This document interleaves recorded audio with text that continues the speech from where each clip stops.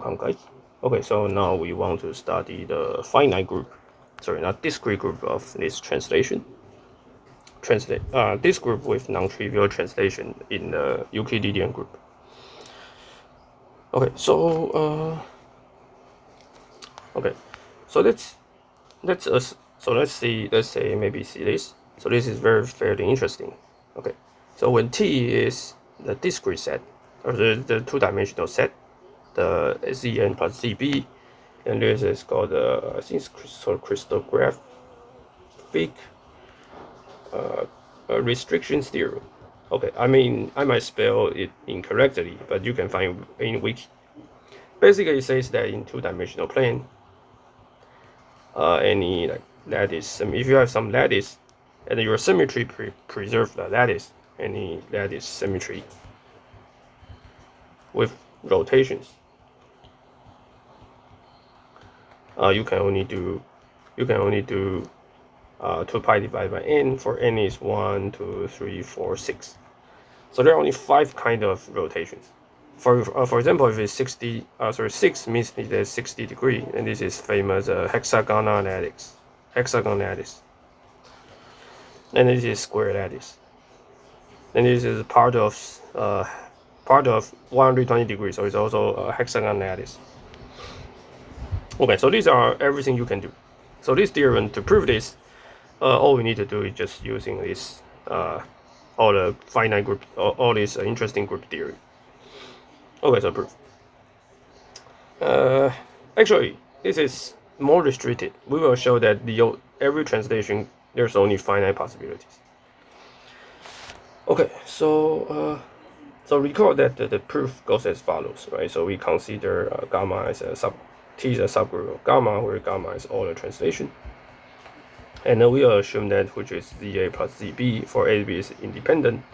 And this is a subgroup of Euclidean group. Now let's say suppose gamma contains some rotational matrices. So two-dimensional is just cosine, sine, cosine, minus sine, right? Simple enough. Okay. So gamma contains some translation like this, and let's say this is A.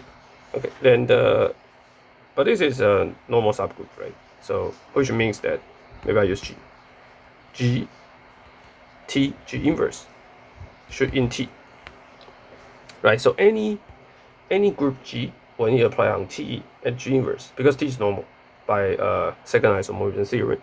So this tell you that GTG inverse must also on the lattice side. Okay, so now we can do a simple calculation, right? Let's say I pick element B, where it belongs to ZA plus Z, not V. So I take V belongs to ZA plus ZB, and then I calculate this. Right? I want to calculate GTG inverse.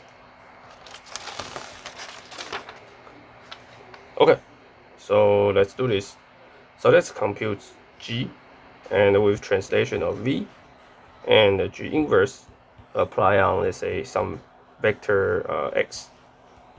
So this is elements. This is a group operation, right? So everything should look as elements. So let's compute this. Okay, so this will be just G inverse. So let's say it's G inverse of X, and plus VE, right? Plus V, and apply G again.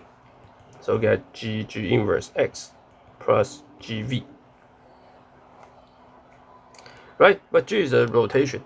So GG inverse is X plus GV. Right? But this guy must belongs to another translation. So this means that GV must be another, can be written as some other ZA plus ZB for the same A and B but different Z. So simply speaking, if V is a ZA plus ZB, then GV will also be ZA plus ZB. So simply speaking, if V is a point on a lattice, then after this linear transformation G, this guy also a point on a lattice. Okay, and you may say, oh, who cares? But this is highly non-trivial because if I pick V to be A, then GA will be M1A plus M2A. Sorry, M1A plus M2B. If I pick V to be B, then GB will be N1A plus N2B. So in the linear algebra, if I write G and using A and B, I get M1, N2, N1, and N2, right? But how can this G is similar to the rotation matrices? So my question is that I give you integer matrices, which is GL to Z, 2x2 matrices with integer. How can this be a orthogonal matrices? How can it intersect with O2? Okay, so there are obviously a lot of constraints, right? But one constraint is the trace. Because when you have a matrix A, when you do the changeable basis, right? You get QA inverse. It's easy to see that QA inverse, the trace of this guy is the same as trace of A, because you use the Sigley property of trace.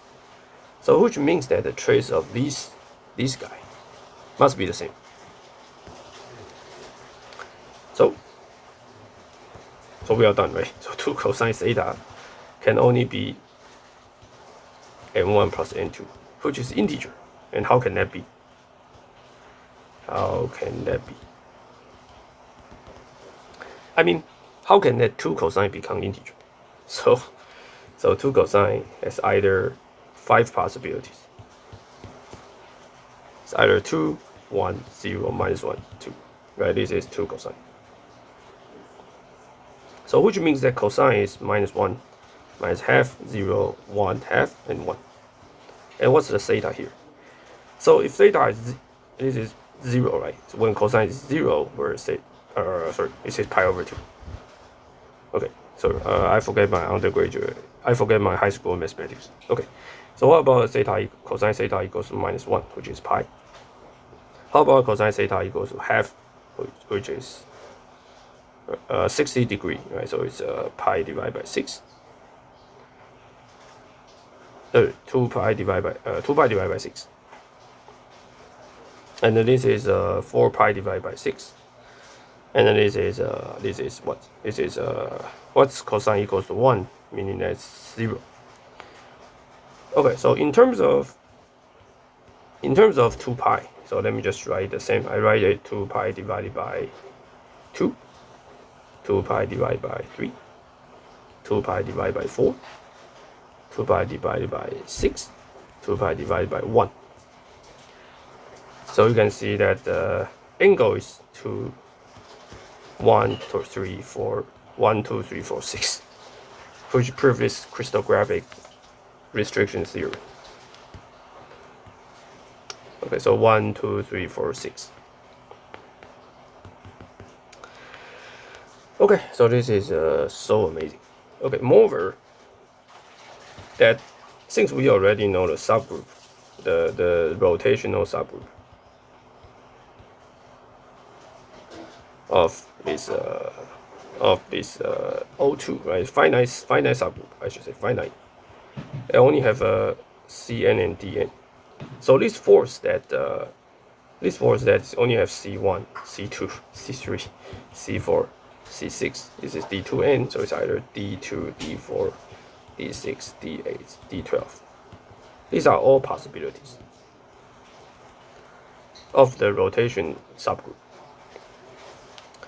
Okay, so this is the end. And so let me just write down, right? So when T is when the gamma intersection of R2 is 0, then there's no restriction. When T is one-dimensional, there's something that we will do it. When Z is two-dimensional, then we say that this is only this 5 C.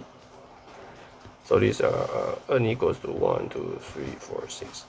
So what about this? Okay, so this one is very simple. So suppose T is just one-dimensional, right? So by the previous proof, V, if V is in that lattice of ZA, then GV is another lattice of ZA. But G is a rotation, right? So there's no much choice